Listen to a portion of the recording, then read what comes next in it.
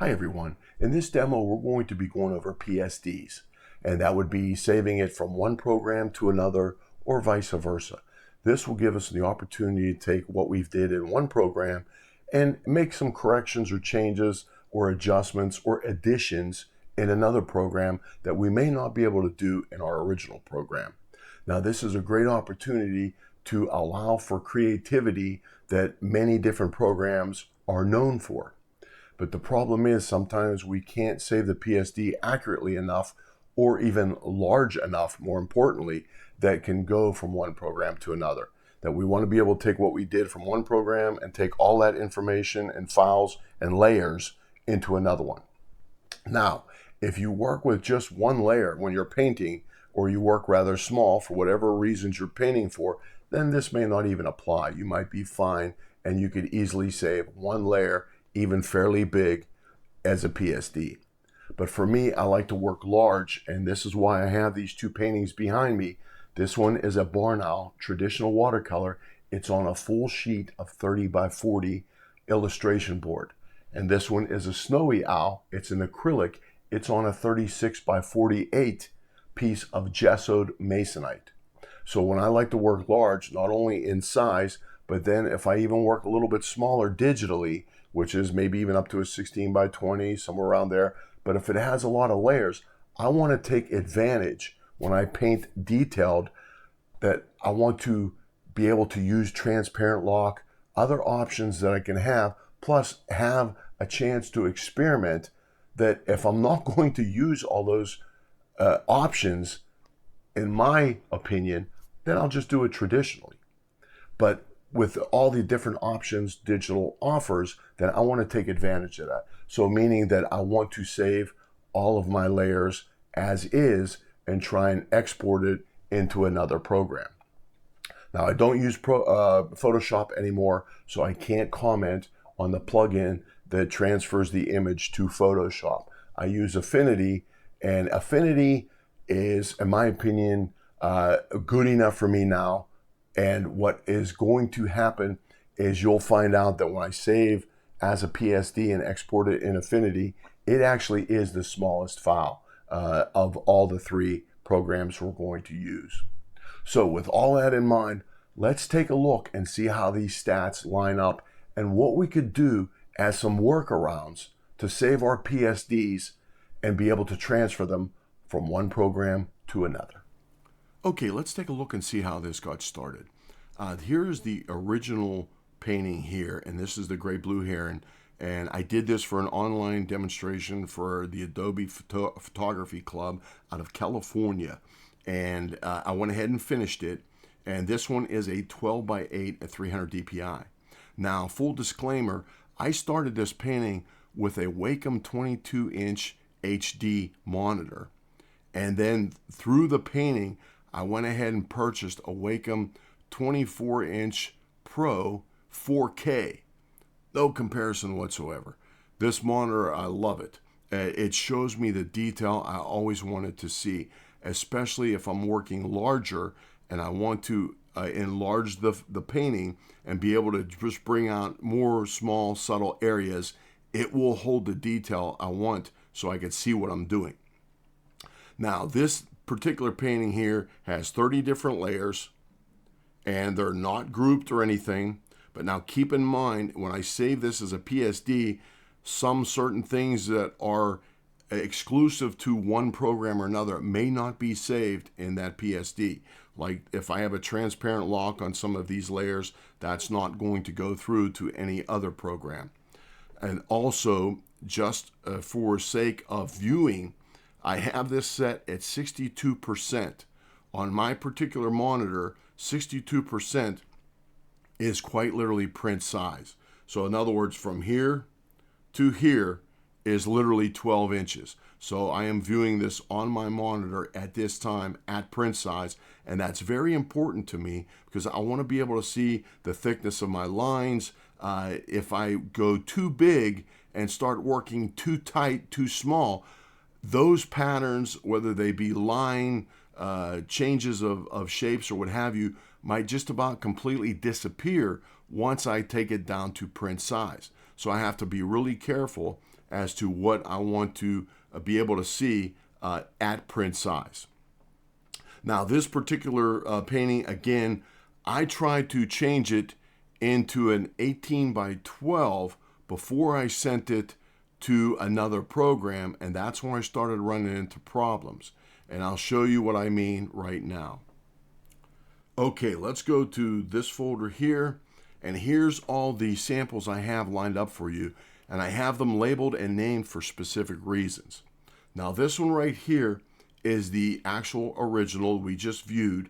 It's the 12 by 8, 30 layers. Now the Rebelle file is right there. It's only 43.3 megs, which is great. Now if I change this one into a PSD, which is right here, then this 12 by 8, 30 layers is already a 0.99 gigs of information. Now that's still only the 12 by 8 with 30 layers. Now I tried to change this particular painting here into an 18 by 12, which is this one right here. Now at a Rebelle file, it's only 83.2 megs, which is great. But when I try to change this painting into a PSD and save it as a PSD to export it, then this is the file here, and you don't see a thumb because it is considered corrupt by some programs. This file is already 2.24 gigs of information, and for that reason my thumb is not showing up. We'll open up again in Rebelle, but it will not open up in Corel Painter. Oddly enough, Affinity Photo will open it up, and I'll get to that here in a minute. Now here's the 18 by 12 that I'm currently working on, and this is in Corel Painter, but now keep in mind this is the 18 by 12 at exactly 116 layers in 7 groups. Now this is 164 megs at that size. Again, remember, this is 116 layers now, because what I did was I tried to bring in some of the original layers from the Rebelle file and then started adding layers from there. Now if I take this and convert it into a PSD through Corel Painter, then here is the file right here. This is the PSD, and then this is the 18 by 12 at 116 layers, and it is 271 megs, which would give me a lot of room to add quite a bit more layers, or even a larger size yet for all of the layers. Now here's where it gets interesting. Now if I take this PSD, this one right here, it is 271 megs, open it up in Affinity, and then resave it as a PSD, it is now only 104 megs, which it dropped from 271 to 104. That exact same PSD. All I did was open up that PSD in Affinity Photo 2 and then resaved it as a PSD, and it dropped down to 104 megs. Now this one here is actually this one here. If I take this file here, which is 2.24 gigs, open it up in Affinity, I even marked it there, this is the Great Blue Heron 8x12, 2.24 gigs, resave at 30 layers, it is now 229 megs. Now remember, this one over here is only a 30 layer file, which is from this Rebelle file. But when I open this one up in Affinity Photo, then now saved it as a PSD, then now it's only 229 megs, which is great. Now, what would be my point so far? I am not affiliated with any of these programs, but Affinity Photo 2 for about $70 at the time of this demo is worth its weight in gold. The photo programs are really great at handling big files. Because keep in mind, even Corel Painter, you cannot go bigger than the 16,382 pixels by 16,382 pixels.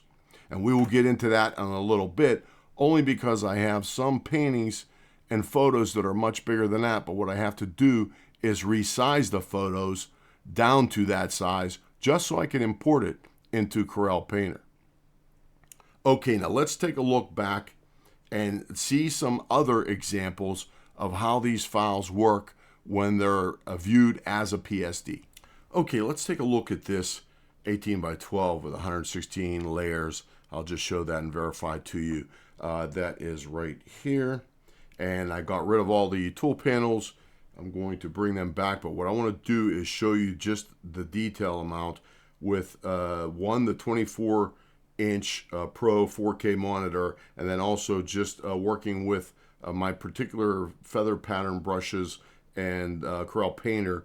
I'm getting a little wee bit more better detail and keeping the size of the feathers, the furry looking feathers, in proportion with the bird at the size that it is. Now, just for example, just these subtle shadows right here around this little tuft of feathers kind of really attaches the feathers to the beak. And that's something I have to do right in here, just a little bit, just so these white feathers right in here don't look like they're floating above the beak. I want them to make them look like they're attached, because they actually go in slightly underneath the beak, where the beak ends, and that's where the feathers begin. Now, for me, it's all about anatomical accuracy, and then also just to tell the story with whatever's going on. Is the feathers that it's just got done preening, and that's usually what this is trying to tell the story here now. But now let's go in. First, I want to show you, of course, the 116 layers, and I already have the 7 groups all opened up. And here's the 116 layers I'm working with now. And again, this is just the way I prefer to work, only because if I want to make a lot of these layers with the transparent lock up here, then I could subtly shade these back in underneath something else, or change some of the patterns of the feathers, like these right here. I have that in the demo. And then also, if I want to just more or less highlight some of these and then have them go dark again, and then have them go dark down here, I could put the transparent lock on and shade or highlight those feathers much easier than trying to paint them on 1 or 2 single layers. Now, what I want to do is show you one other painting in Corel. I'm going to close this one out, and then we are going to open that one up. And that is what I did with the auto painting, and I will have that again. This is the original photo right here. Now, the original photo is 48 by 24, and it's 57 megs at that particular size of 300 dpi. Now, here's the PSD. It's already 1.3 gigs. And then here is the Corel file, which is still 764 megs. We'll open that one up.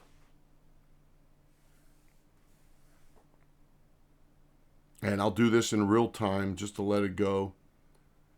And what we'll do is show you this also at print size, which is again very important. But just to show you that there's a total of 4 layers in this particular painting. And it's a good bit of information, a 48 by 24 at 300 dpi. Okay, here's our painting. And now it's only at 25%. So if we go up here and make this 62 again. Okay, there we go. Now this is what would be seen at print size. Now, if I scan around, then I will be able to see exactly how this would print.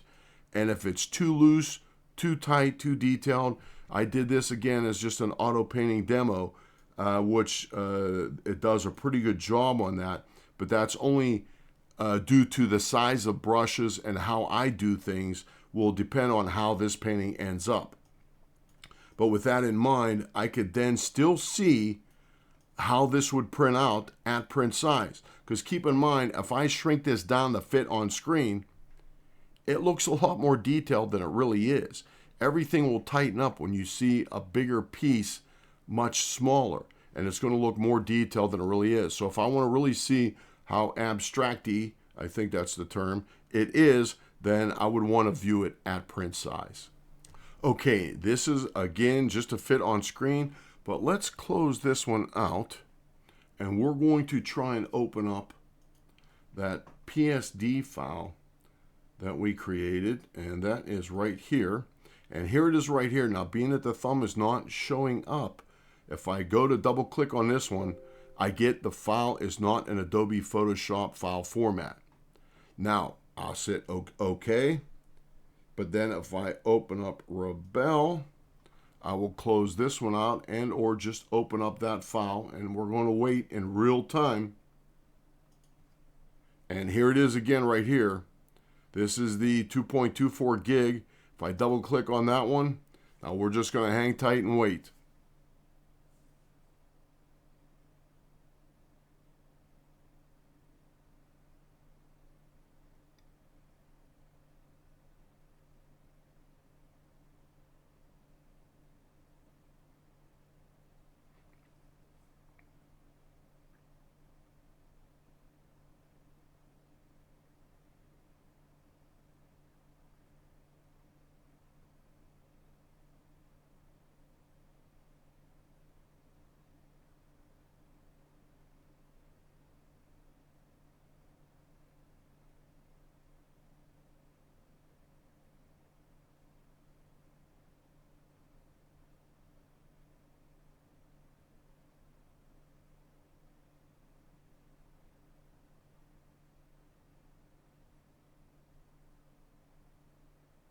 Okay, there it is. Now, with a 2.24 gig file, that's a lot of information to open up. So here is my 30 layers here, and then it is now at the 18 by 12 at 300 dpi. So I would be able to work on the PSD back in Rebelle, even though it saved it beyond 2.24 gigs. But with this in mind, I would have to again transfer it, and I'll show you that next. If I open up Affinity Photo, and I'll open up that same file, and we will go down to Open, and then here it is right here. Now if I click on this, double click on it, now here's what's happening. Usually I get a progress bar when something is opening up if it takes longer than a few seconds. But now in this particular case, I'm not getting anything. There it is. Now, if I take this same file that was the 2.24 gigs, now what I will do is export it, which is right here. And it'll bring up this particular dialog box. But now keep in mind, I even have 3 different ways of saving a PSD. But what we'll do is just save it for accuracy. And then what I will also then do is start the export. Now here it is right here as a Rebelle save PSD. But what I will do is just save the same thing, but then I'll just add Affinity. We'll just put AFF at the end of this. AFF, and then save it as a PSD, and that's it. And we'll do this in real time, and that's it. It exported it, it's done. Now we'll go back to, here it is, and then now, here it is right here. Now it's only coming up as 229 megs as the other one did. And it's also showing as a thumb since it's less than 2 gigs. So what Affinity did was actually took a 2.24 gig file and created it into a 229 meg file. Now if we want to go back to Painter, hit open. Now open up the Affinity, which is right here. Double click that. And that is it. It's open. All 30 layers ready to work on. And here again, even though I had these 2 layers turned off, they're still coming up, but they'll just be off. But the layer will transfer in the Photoshop document. Okay, let's take a look at the last couple of examples, and that is right here in the panoramas. And these are some of the pictures I just pulled out just to show you, and I will pull up a couple of them. Now here's the original one from the AI demo I did, And then here's a couple other ones. We'll show you some detail on this one. But even this one right here, this one is a panorama 90 by 36 at 300 DPI. Now here is even one little quick note, even to save yourself space. This one is at a JPEG and it is 173 megs. But if I take that same file and save it as a TIFF, which is right here, now it's 834 megs. That is a ton difference for the exact same photo. Now for me, the particular printer I deal with up in Canada, I could put the link below. They work from JPEGs. They're fine with JPEGs, and I get exceptional work from them, and I only send them JPEGs. So for me, that's all I ever need to work with, and from what I get, I don't know if I personally could tell the difference between a JPEG at 300 DPI or a TIFF at 300 DPI from the equipment they use, which is state-of-the-art, very expensive. Now let's open this one up here, 90 by 36, because the reason why is if I wanted to open it up in, I will close this one out. If I wanted to open it up in Corel Painter, that is way too big. I open it up, I'll hit open, and then we'll go to right here. We will go up to panoramas, and here it is right here, the 90 by 36. That's 27,000 by 10,800 pixels. We'll double click it, and we may have to wait a while. That's it, it's here. I took 3 rows of photographs, 1, 2, and then 3, and then on each row there was 13 photographs, 13 on each row, and then each one of those photographs I exposed 3 different ways, plus, right on, and a little minus. So the exposures vary too, so that way what I had to do was, even though it was overcast, I still chose to do that. And I'm explaining all this because this is a huge file, but because I go through all of that photographically speaking, then if I go up to 62, this is what I will get. And it prints out exceptional. Now keep in mind, this is a 90-inch print by 36 inches high. And there's a little tuft of fog moving around. But as you could see, the detail is exceptional. Now that I'm viewing this at print size, then this is what I should expect as my print. The trees, you can see every last little one of them. And this is shot at about 300 millimeter from about, I don't know, I'd say at least 400, 500 yards away.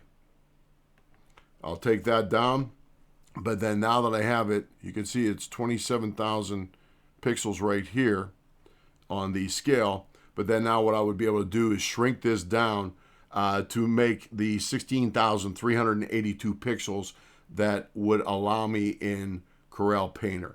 So the width would have to be no more than that if I want to do anything with it in Corel. But because I could generate this big of a photo the way I photograph, then I have to reduce it in size if I want to do anything to it in Corel Painter. Okay, now lastly, if I want to show you the difference between the two, is what I originally started this all for. Here is the Great Blue Heron with the original 30 layer painting, and this is the newer one that I'm still working on at 116. So let's see if we can see much of a difference. Here's the original. Here's the new one. Now, I may be partial to all the work I did on this, but I'm liking the newer version quite a bit more. And I would be happier with the scale of the feathers and the shading, the values, everything about it. Even though, again, I still have to do all this over here. And then you can see how this is left over from this, but then now that I'm starting to work on it, it is changing. I'll get rid of, and then you can see that this is now the original, and here is the newer one. So with that in mind, I'm going to finish this one up as soon as I can, and it will be a finished piece. And then obviously keep in mind, the reason why I'm doing some of these as a speed painting only is actually for the benefit of when these types of paintings I'm doing are done, I upload them to pixels.com, which is just Fine Art America, is saved as original paintings, but I always put a link from the painting back to the YouTube channel. So if anybody wants to see it painted from start to finish, I don't want it to be confused with an AI painting or any other kind of auto painting from some type of program. It is a freehand art painting. Okay, with all those facts and figures and dimensions, hopefully you got a little bit of background information on how to plan your workflow. And again, I think Affinity Photo 2 is worth its weight in gold. It just helps me transfer images and or files from one program to another for whatever reason. It's sometimes nice to have multiple programs to get to your final product. I have many different demos coming up. The subject matter may vary quite a bit, including even one out in the field photographing multiple exposure panoramas. Until then, hopefully I will see you at the studio or maybe even someday out in the field. Until then, thanks for watching. Bye for now.